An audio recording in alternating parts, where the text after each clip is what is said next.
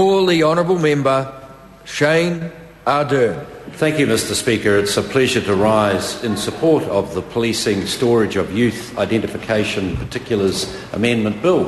I think, Mr Speaker, we've heard quite a, I guess you could say, revelation in the Parliament today on a number of fronts, and one of them that has come as a surprise to me and will be no surprise to you, Mr Speaker, as a reasonably long-serving member of the House, is that actually the Parliament can make a mistake, and individual MPs can make a mistake, and individual ministers. And I thank the Honourable Annette King for the genuine way that she presented that to the Parliament, because when I first arrived here 13 years ago, the thing that has staggered me the most, when I arrived 13 years ago, the thing that has staggered me the most on both sides of the House, so it's not a partisan comment in any way, was the huge number of long-serving members of Parliament in this Parliament that had never made a mistake ever. Never. Not once, not ever. No mistakes ever had been made.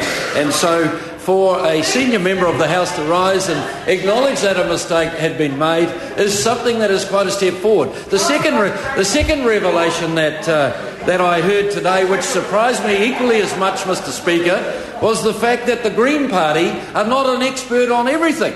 That has come as a huge surprise to me, because for the 13 years that I've been in the Parliament, they have been an expert on everything, and they are across all the detail, particularly around agricultural admissions and other such. They are experts, and there is no question about it. So to learn today that they're not an expert on everything is quite a revelation. I don't buy into the conspiracy theory that's been espoused by one or two that have spoken. I can see it has been a genuine mistake, Mr Speaker, and this is the response to that, and I think that there will be pretty much widespread support across the House for these amendments, and I look forward to the passage of them through the Parliament. Thank you, Mr Speaker.